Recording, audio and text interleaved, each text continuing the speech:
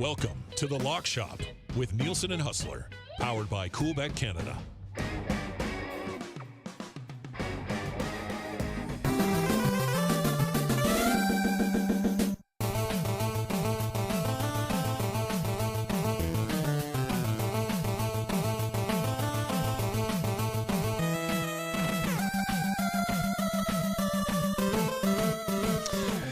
Hello, everyone, and happy Tuesday. Welcome to another episode of The Lock Shop's Fantasy Football Extravaganza. Nielsen and Huss back with you once again, all a part of the Nielsen Media Coolbet Network. If you're not yet signed up for an account at Coolbet, do so today. Use the code LOCKSHOP so you can hop in on all the fun. You can hop in on all the winning. Huss, congratulations on a 4-0 Monday. I was 4-0 Thursday. You're 4-0 Monday. We're on fire right now. You set the bar pretty high heading into this week. I needed to finish strong, and we did. That was crazy. For anyone that joined us on yesterday's show, we were on the opposite side, so obviously someone was going to win, someone was going to lose. You got your under for the game. I got my over for the team total. The Deebo Samuel touchdown happened. That day over 6.5 points. You got the Deebo over for the yardage. The only thing that didn't come in was the Allen Robinson touchdown, and then the exclusives that we talked about.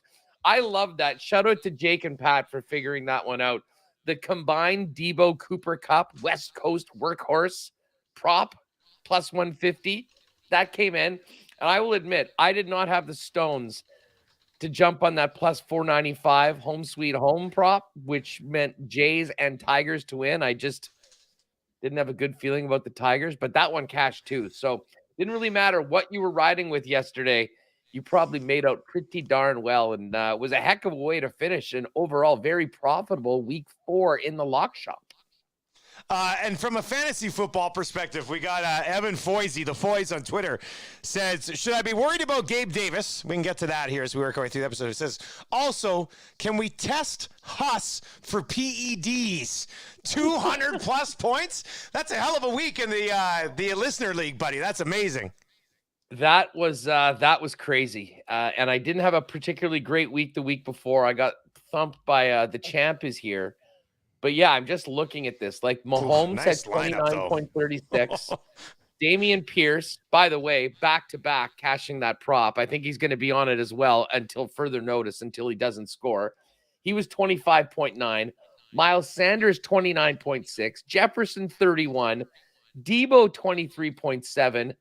Olave, 26.7. The only dud I had in the lineup was Evan Ingram at tight end at 2.6.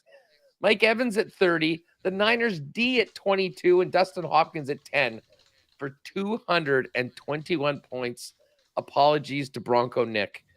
I didn't mean to get so medieval on you, but hey, all's fair in love in week 4 of a fantasy matchup. No, it was fun. There were some big performances this week. There's no doubt about that.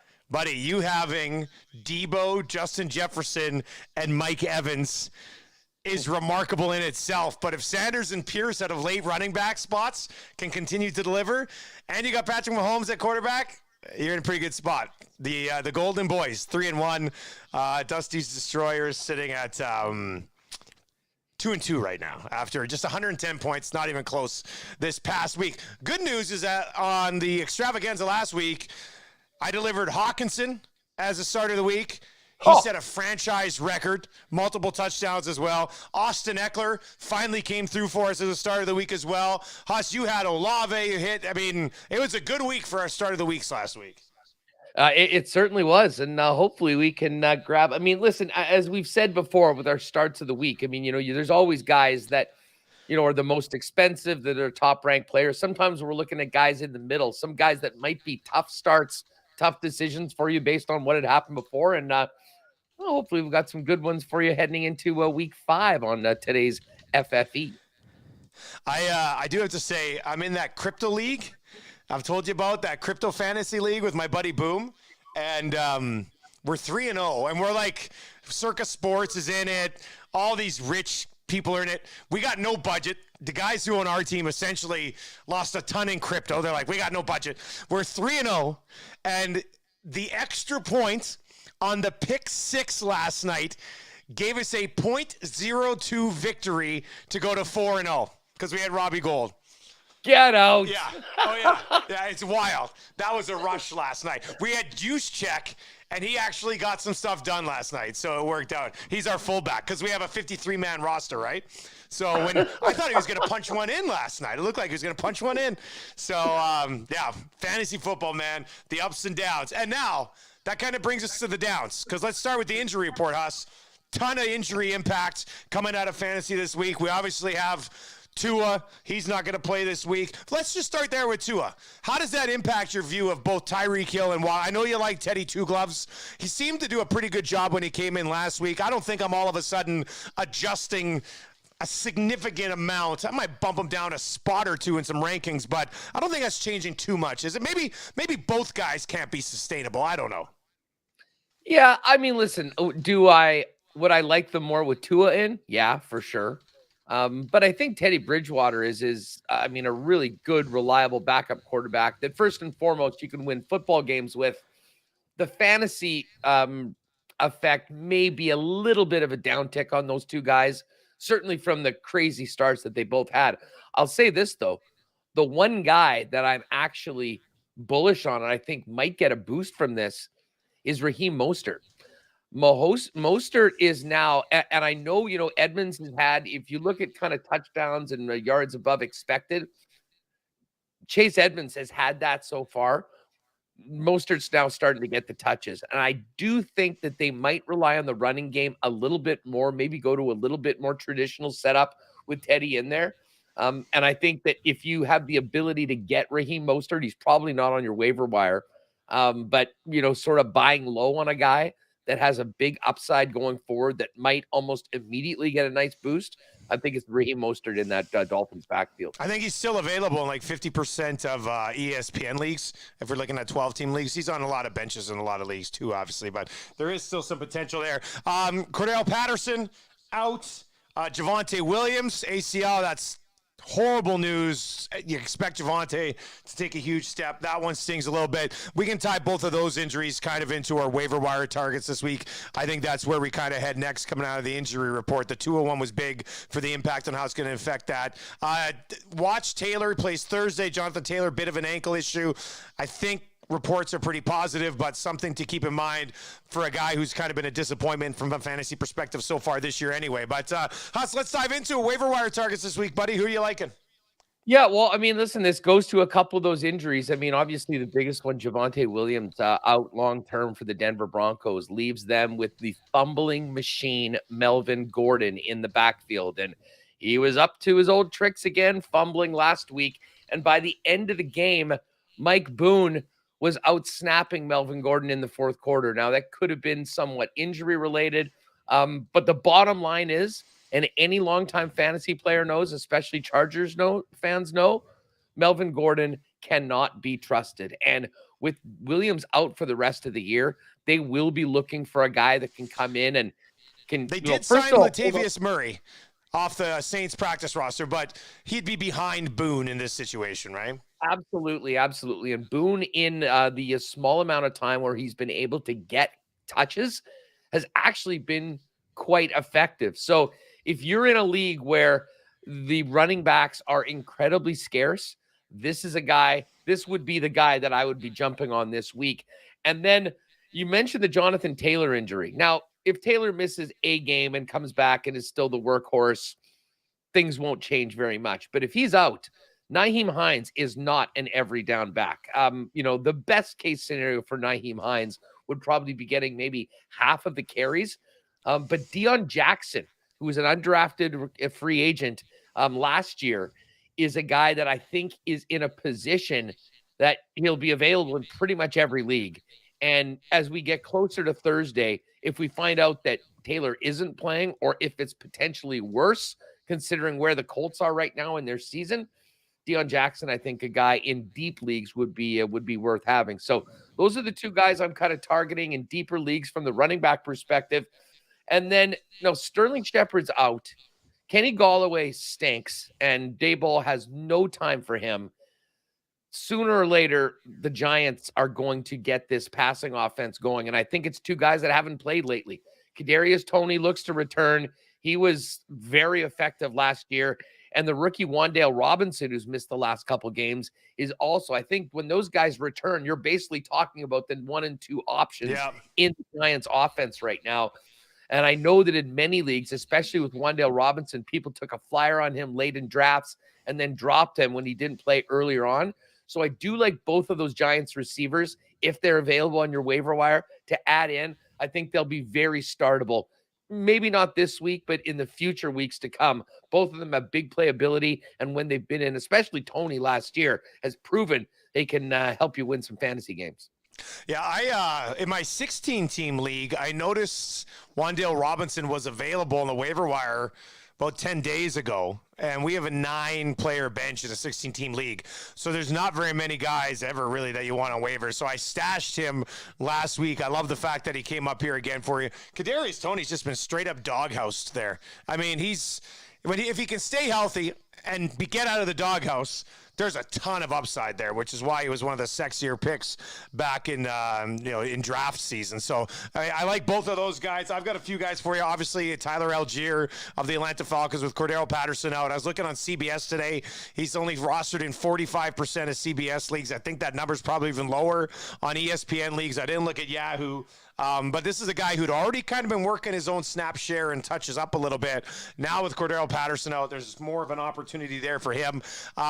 Probably time just once again to check on it. In a lot of your leagues, he probably would have been drafted and stashed or placed on the IR. But Brian Robinson, if he's there, close to getting back here, nearing the midway point of the season, a guy who had a tremendous camp before he was shot and taken out of it. And then at the wide receiver position, not an overly sexy wide receiver position this week. Maybe you're looking for a guy to stash or two.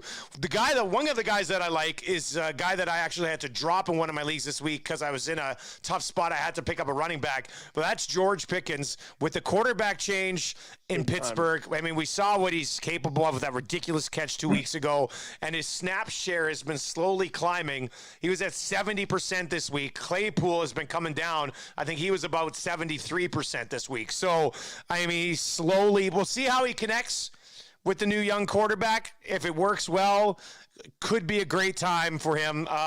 If he's available, and it'd be available in a lot of your leagues, dynasty leagues and stuff, he won't be available, but could be somebody, I'm not saying you're going to pick him up, you're going to start him this week, especially against the Bills. But I do think you pick him up this week and watch that snap share and those targets continue to climb, and then pop him in at some point. Pickett went to Pickens quite a bit over the course of the second half of the game when he was in. And I have a feeling with them both being rookies, working with the twos earlier on, they probably spent quite a bit of time in training camp and practice throwing to each other. And we saw that catch a couple weeks ago that Pickens made. He is as advertised. I mean, a serious talent at that position. It'll be interesting to see what happens. The one thing I'll say about that game against Buffalo, and the Bills are 14-point favorites, I believe, what the opening line was. Sometimes those situations, especially for a rookie cornerback, like if they get down big, could actually be great fantasy-wise for a guy like Pickens. Defense will hold off a little bit. They'll give him a number of, shorter targets. He'll be getting some receptions. So I'm not sure. And basically, we should mention Pickett as well as Zach Wilson, who's back and, got that win for the New York Jets. There hasn't been any massive quarterback injuries so far, touch wood. But certainly if you have leagues that, you're potentially can keep players beyond this season or any sort of dynasty league, both of those guys, I think, do have some value in the short term, probably especially Pittsburgh, because I think they're going to be down and I think they're just going to let Pickett go out, throw the football and try and get some connection with these receivers right now. And I'll tell you what, the New York Jets have a ton of weapons. We're seeing Breece Hall work more into it, both rushing and receiving. Great connection between Elijah Moore and Zach Wilson, and some good energy in New York right now. So a couple of young quarterbacks that, could be depth adds for the team if you have a need beyond your QB1. Yeah, and I'll hit this one more time. He's startable, man. Jared Goff, he's only rostered in 70% of leagues. Jared Goff is now startable in one QB leagues. Lower end, and he's not like going to be a top 6, top 7 guy, but Jared Goff has elevated himself into the Kirk Cousins, Derek Carr conversation every week, in my opinion. So, yeah, I mean, if he's available and you're struggling or you're trying to stream quarterbacks or something, or you lost Tua or you lost Dak somewhere along the way, Jared Goff will more than keep your head above water while you wait for the rest of your quarterback situation to sort itself out. I will. Jared Goff, damn Jared Goff. I'm going to bring it back. In my 16-team league here, the Rusty Truck Fantasy Football League. It's a league that's been going for 20 years out of Edmonton here. I've been in it for about 11 or 12. I had won the year before, and I'd finished that season with like 11 consecutive wins. And then the next season, I only lost one game, won it again. So I won a stretch of like 25 of 26 games. The only week I lost, Jared Goff beat me. And that was like 4 years ago. 3 years ago. I still hold a grudge, and I always will, but he's starting to win me over a little bit now because he's a Detroit Lion. Hey, he's third in passing yards in the NFL, and the Lions are the first team ever to score 140 and give up 140 in their first 4 games. Listen, I'll say this. I mean, they're 1-3. They should be at least 2-2 right now. I still can't get over the way they blew that game against the Vikings. But the Lions are must watch. I mean, that game and the way they were able to come back. The sad thing was that they were a favorite in that game. So it's a little different. Just to do it without Swift and St. Brown was unbelievable to me. Like, they made we have Josh Reynolds in that crypto league. He had 21 points. Oh, for sure. Well, and by the way, they also made Geno Smith look like Tom Brady in his prime, completing absolutely everything. So there's some defensive issues without a doubt there in Detroit, but they're fun. I think a lot of people are pulling for them, and we'll see whether they can get back to biting some kneecaps on defense and maybe win a couple more football games. All right, let's get to our starts of the week. This has kind of developed into a guys we like in DFS value play. Kind of. I mean, that's kind of what we're looking at here, Huss. And I've got a bunch of names that I like this week. One at every single position. Let's roll. Where are you going this week? Yeah. And I mean, listen, as I said, if you've got Patrick Mahomes on your fantasy team, you're starting Patrick Mahomes. I mean, it's pretty simple. But and as we get into bye weeks, I think some of these will maybe be a little bit more applicable to your weekly team. And to be honest with you, with the start of a few quarterbacks, hello, Russell Wilson, I wouldn't be sure if I wouldn't rather start a Trevor Lawrence this week. He's the guy that I like. And, we sort of got robbed, I think, a bit of the fireworks in that Philly-Jacksonville game on the weekend just because of how horrible the weather is. But with Jacksonville coming back in the division, taking on the Houston Texans this week, I think we're going to see a big, big game from, to be honest, both of those teams. I didn't see what the total is on it, but that'll be a fun game to watch. I think there'll be a lot of fantasy points in it. And I think Trevor Lawrence gets back in the win column and back with a big game, feeding some of his receivers as well as Travis Etienne. So I love this matchup. I think there'll be a lot of points. This will be a spot that I'll probably look to do a stack or two in DFS. But Trevor Lawrence, who, by the way, has a $5,600 salary, very affordable compared to some of the other top quarterbacks in at QB, I think he's poised to have a big game. Look, I know it sounds crazy to say this, but with the fantasy season he's had so far, maybe it's not a lock for some of you, but Tom Brady's going to be my start of the week. He gets Atlanta. He's coming in off a game where he got his receivers back, threw for 308. Now, score effects, sure, in that game against KC, but still, 385 yards, 3 touchdowns in that game. Mike Evans back from suspension. Chris Godwin back as well. And he gets Atlanta this week, and he's only 6,000. Like, he's less than Jared Goff. He's less than Derek Carr. He's less than Kirk Cousins. And he's playing Atlanta at home in Tampa. And he's only 6,000. So I love the value on Tom Brady this week. This could be a 4-touchdown week for Tom Brady. I thought you were talking about Geno Smith there for a minute. But, here's Tom Brady. I think from a Bucs offensive standpoint, you had to feel a lot better about what they did in that game on Sunday, because to be honest, I mean, they'd stalled in the red zone so far this year. And a big part of it was he didn't have his weapons. He had them back. And, although the Chiefs sort of got out to a big lead that they never were really able to close on, they certainly did well from a fantasy perspective. Moving on to the running back position, going to a guy that, popped last night, and it's Jeff Wilson for the San Francisco 49ers with Eli Mitchell out long-term right now. We were wondering how things would shake out. They made a couple moves, but it was quite clear that Jeff Wilson was going to be the guy that got the first opportunity. And I thought he made the most of it. He had that 32-yard touchdown run earlier on, had about 75 yards, and got into the end zone. And when you think about the way that the Niners will be going forward, I don't think Kyle Shanahan wants Jimmy Garoppolo to throw 30 times a game. And unlike the Trey Lance era, where Trey Lance was running for a dozen to 15 times a game, that won't be Jimmy either. So that's going to mean that Jeff Wilson, in games like this one coming up against the Carolina Panthers, I think is probably going to be looking at upwards of 20 touches in the game. And against a very mediocre defense in Carolina, I think that is a great opportunity for you to put in your weekly lineup or to pop in a DraftKings lineup at only $5,500 going up against Carolina.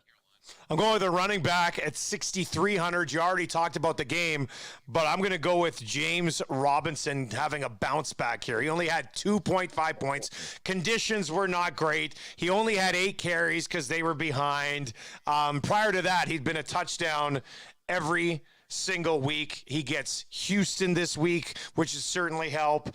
But if you look at it, week 1, 18.9 points. Week 2, 13. Oh, this is standard, actually. Let me just adjust it quickly to PPR. Okay, so 19.9, 15.8, 20.6, and then 2.9 points last week. There's a bounce back coming here. You can get him at 6,300. I think he's ranked like 11th or 12th among running backs. I think there's a big game coming here for Robinson against Houston. I had one guy today text into my radio show and say, Dusty, I had James Robinson on my bench for the first 3 weeks. Put him in this week, and he got 2.9 points. I was like, the old classic RB mix-up. But I'm going to go with James Robinson, start of the week. So we're on the same wavelength with this Jacksonville-Houston game. There's going to be some points there. James Robinson touchdown on the way, maybe 2. So I'm going to ride with him this week. Well, it's funny you mentioned Robinson, too, because I know we had some conversations on this show and off air about the Jacksonville backfield going into drafts. Yeah. And especially in PPR leagues, people justifiably were pretty horny for Travis Etienne and what he was going to be able to do. The average draft position of Etienne and James Robinson in a lot of leagues was like 4 or 5 rounds difference. At least.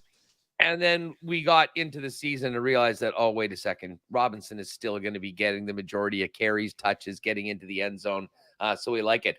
You know, from a wideout perspective, and again, I'm calling my shot right now, I will have a Dameon Pierce touchdown prop on the weekend for the 3rd straight week. Hopefully we can go 3 for 3.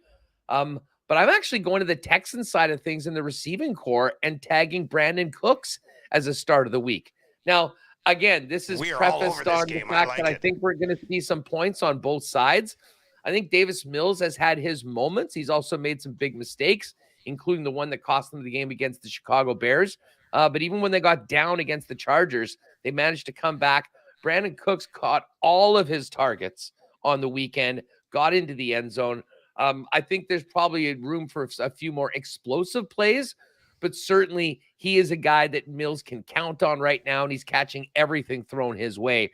So I think the Texans are going to need to score. I think they're going to need to be aggressive through the air, and I do like Cooks to have a big game, and he's a guy that you may have on your roster. He might be a flex guy. I think he's a great flex option. And again, if you're looking at DFS at 6,100, I think he's poised for a big, big game as he continues to get more chemistry with the young QB there in Houston. For my wide receiver, I'm going to go back to kind of a little bit of a stack situation here, maybe with my quarterback. I'm going to roll with Chris Godwin, who got back into the lineup for the Bucs last week. And Tom Brady didn't waste any time getting Chris Godwin back involved in the offense. He had 10 targets, caught 7 balls. So right away, kind of right back into what you saw from Chris Godwin, all of last season, essentially. And right now on DraftKings, I want to tell you the receivers that he is around from a DFS perspective. So Amari Cooper's at 6,000. You got Brandon Cooks at 6,100. And just quickly on Brandon Cooks, man, I drafted Brandon Cooks in like the 6th round of some drafts this year. The guy's always top 15 when it's all said and done. Still ridiculous disrespect for Brandon Cooks. So I love that you're on him this week. But Brandon Cooks is at 61. Terry McLaurin's at 62. I mean, maybe with Dotson out here for 1 to 2 weeks, that helps him as far as, targets in the end zone goes. But Amari Cooper at 6,000. Smith with Philly, who had a big week last week, he's at 6,000.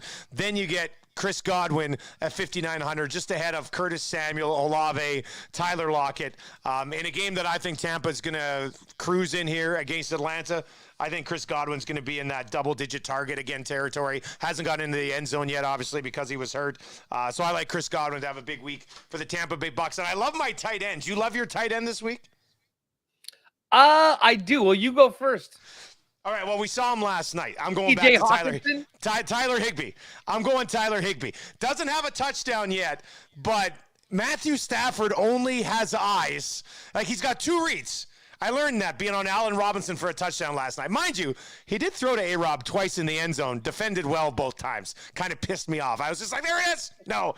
But basically, Matthew Stafford is, where's Cooper Kupp? Oh, Cooper Kupp's covered. I'll throw it to Higbee instead. Like, that's his progression so far this year. Higbee has been targeted, and he is right now 4,300 for DFS. That's where he's sitting. But he has been targeted 11 times, 9 times, 4 times, and 14 times. So in 3 of the 4 games this year, he's already been targeted 9 times. Doesn't have a touchdown yet. That's coming. I think it happens against Dallas. And if you look at the 2 games in which he was targeted 11 and 14 times, one was San Francisco last night, had 10 catches in that game. The first one was Buffalo. And what did both those teams have in common? Great defenses, great pass rushes. They're going up against Dallas this week. Great pass rush as well. Matthew Stafford's going to be checking down to Tyler Higbee the entire bloody night. So I'm on Tyler Higbee as my starter of the week at the tight end position. Well, you know what? It's funny. Great minds think alike, because I had similar thoughts on my TE start of the week, and that is Pat Freiermuth from the Pittsburgh Steelers. I mentioned that the Steelers are 14-point underdogs going into Buffalo. Kenny Pickett's getting his first start in the National Football League, and we know what the Buffalo Bills are able to do in the defensive side of the football. I'm not sure Pickett's going to have the time early on in the football game, at least, unless the Bills call off the dogs, to be getting it consistently to his wide receivers. And I think that those short checkdowns and quick passes over the middle are going to be something. Now, Deontay Johnson, I'm sure, will be a guy that they'll look to first in that situation. But when you look back to last week's game, especially after Pickett came in, there was a lot of balls going to the tight end. He was targeted 9 times, caught 7 for 85 yards. And he'd actually had a bit of a drop just in his DFS salary from 4,600 to 4,200 the week before. So I think a lot of the situation that Pickett's going to be in is going to dictate that, you know, the tight end position could be that safety net. And I think he's going to need a big safety net going up against that Bills defense. So I like Pat Freiermuth to be very busy on Sunday and get quite a bit of opportunity from Kenny Pickett in his first start. Is it weird to you, both from a fantasy and a betting perspective, that we're already going into week 5? It seems like we were just like a month until the NFL season starts, and now it's October, and we're going into week 5, buddy. I'm almost ready to start mocking for next year. I'm not even kidding. Listen, I'm just trying to figure out how to drop another 2 bills on somebody in the fantasy league, in our fan listener league next week. So I can wait for next season. Listen, it's been a great start so far. It's kind of some real ups and downs. And I know you, like me, if you're in a bunch of leagues, you sort of lean on the same sort of guys. So you can have a great week like I had last week and ugly week like I had the week before. But yeah, it's nuts. I mean, we're going to be getting to Thanksgiving this weekend.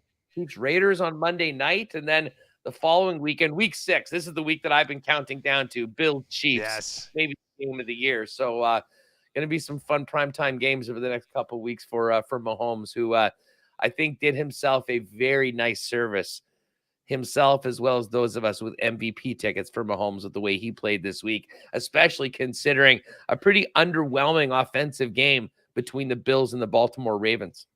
Certainly changes things on that conversation. There's no doubt about that. That's going to do it for our Week 5 Fantasy Football Preview episode. It's the Lock Shop's Fantasy Football Extravaganza. Rest of the week of the Lock Shop, we got a CFL episode coming up, and, of course, Thursday Night Football on Thursday. Haas, what do you want to get in here, buddy? I was just going to say, I think we had that question right at the start, and I was interested to hear what you thought about Gabe Davis. Gabe Davis, because I'll tell you what, if Isaiah McKenzie is available right now in your league, get him. I think he's turning into that slot receiver. I don't know about you. I mean, I certainly wouldn't be dropping Gabe Davis, but until we know that he's fully healthy, he's a guy. When he does get in and when the Bills offense starts rolling, he's going to be getting lots of looks in the end zone like we saw at the end of last season. So I'm not too worried about him, but I might not start him. Yeah, I wouldn't be. Well, I'd be a little bit worried about him, but he wouldn't be. I think coming out of at the beginning of the year, must start first week for sure. Depending, especially where a lot of guys would have drafted him. I didn't draft a lot of Gabe Davis. It's funny you bring it up. I waited and took McKenzie, and we didn't talk about it with Jamison Crowder being carted off this week. I mean, there's no more competition for that slot receiver role in Buffalo. That's Isaiah McKenzie's to have. So if you're looking from a fantasy perspective, let's say DFS, you're getting a ton more value off of Isaiah McKenzie. And Huss is right. I can tell you Isaiah McKenzie's not available in a lot of leagues I'm in because I've had him stashed on the bench for basically the entire season. So I'm ready for him to be unleashed. So you're not dropping Gabe Davis even in non-deeper league where might be some good guys available. I'd probably hang on to him a little bit. But to be honest with you, I never bought into the Gabe Davis hype pre-draft anyway. Stephon Diggs is such an alpha number one. You're going to get some touchdowns from Gabe Davis, but I don't know. I thought there was a little bit of overhype on that train anyway to start. So I'm not finding myself in a ton of tough spots. Yeah, I mean, sometimes on really elite offenses that throw a ton and their quarterbacks are prolific and with a great number one receiver, there's a second guy that really benefits from the attention that guy takes. And I think that's what people believed and were expecting to come from Gabe Davis, but it hasn't really happened so far. He had that nice first game where he got into the end zone and then got hurt. And he was only targeted 3 times last game for 1 reception. So, listen, I think it might be a good idea to be a prudent, especially if you've got another option for this week. But I do think Gabe Davis is going to do damage in lineups at some point this season. It might just take a week or two. CFL episode of The Lock Shop coming your way tomorrow. And we'll be back, of course, next Tuesday with Week 6 preview, breaking down everything that happened Week 5 in fantasy football world. Huss, we'll talk to you tomorrow, bud. Thoughts and prayers to Bronco Nick.